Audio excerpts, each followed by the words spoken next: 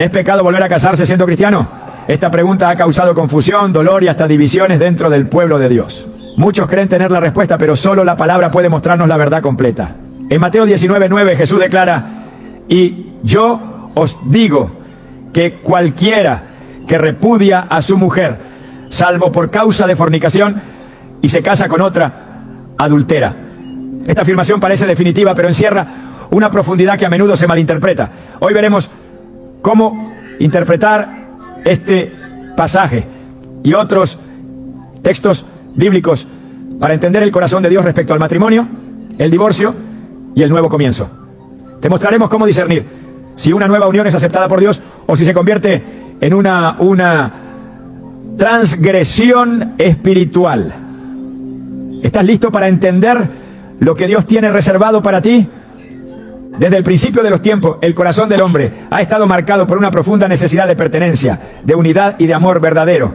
No es casualidad que, en el diseño original de Dios, el matrimonio aparezca como una de las primeras instituciones creadas. Génesis 2:24.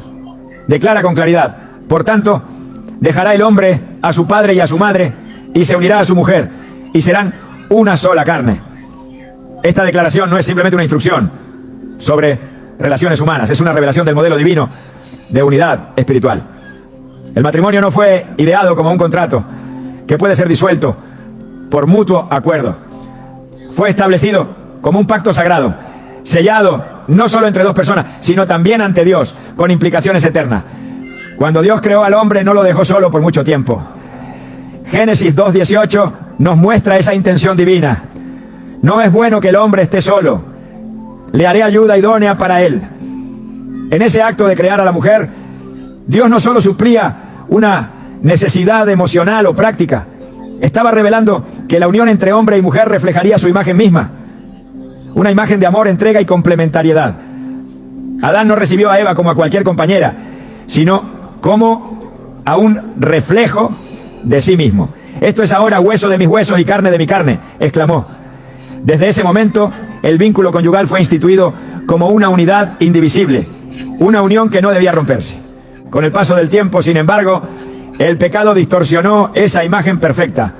Lo que fue creado para ser eterno comenzó a quebrarse por el egoísmo, la dureza de corazón y la falta de obediencia. Jesús mismo reconoció esta realidad cuando al ser cuestionado por los fariseos sobre el divorcio, respondió en Mateo 19:8: por la dureza de vuestro corazón Moisés os permitió repudiar a vuestras mujeres, pero al principio no fue así. Esta frase es profundamente reveladora. Jesús no solo está señalando una concesión mosaica, está apuntando a la diferencia entre la voluntad permisiva de Dios y su voluntad perfecta. El principio permanece inmutable. Lo que Dios unió, no lo separe el hombre. Cuando analizamos la estructura espiritual del matrimonio, descubrimos que no se trata únicamente de promesas hechas en un altar. Es un reflejo del pacto de Dios con su pueblo. En Efesios 5:25-27, Pablo compara la relación matrimonial con la relación entre Cristo y la iglesia. Maridos, amad a vuestras mujeres, así como Cristo amó a la iglesia y se entregó a sí mismo por ella. ¿Qué tipo de amor es este? Un amor sacrificial, incondicional, que no busca lo suyo, que se mantiene firme incluso en medio de la traición y la debilidad. Ese es el modelo que el matrimonio fue llamado a reflejar. No es extraño entonces que el romper esa unión tenga consecuencias espirituales profundas. En el mundo actual, donde las relaciones se disuelven con la misma facilidad con la que se firman contratos, este principio suena radical, pero la Biblia nunca ha prometido comodidad, ha prometido verdad. Y la verdad sobre el matrimonio desde la perspectiva divina es que fue creado para durar. No como una carga, sino como una bendición continua. Un espacio donde el amor crece, la fe se fortalece y el carácter se forma. En un pacto no se busca la salida cuando las cosas se ponen difíciles. En un pacto se permanece, se lucha, se perdona y se vuelve a intentar. Uno de los errores más comunes es pensar que el matrimonio es simplemente una etapa más en la vida, que si no funciona puede dejarse atrás como quien cambia de empleo o se muda de ciudad. Pero en Malaquías 2:14 a 16, Dios mismo confronta esta actitud. Y preguntáis, ¿Por qué?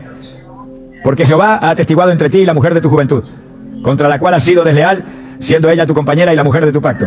¿No hizo él uno, habiendo en él abundancia de espíritu? ¿Y por qué uno? Porque buscaba una descendencia para Dios. Guardaos pues en vuestro espíritu y no seáis desleales para con la mujer de vuestra juventud, porque Jehová Dios de Israel ha dicho que él aborrece el repudio.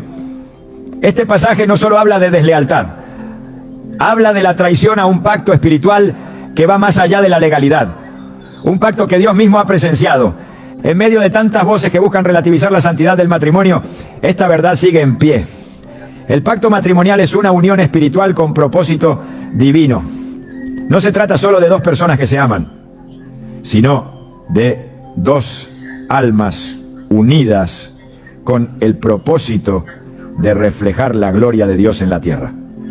La familia que nace de ese pacto es una plataforma para el reino, una semilla de bendición para las generaciones, una trinchera contra las tinieblas del mundo. Por eso el enemigo ha atacado tan ferozmente el matrimonio desde el Edén hasta hoy, porque cuando destruye un matrimonio no solo rompe un hogar, rompe un testimonio, una promesa, una misión espiritual.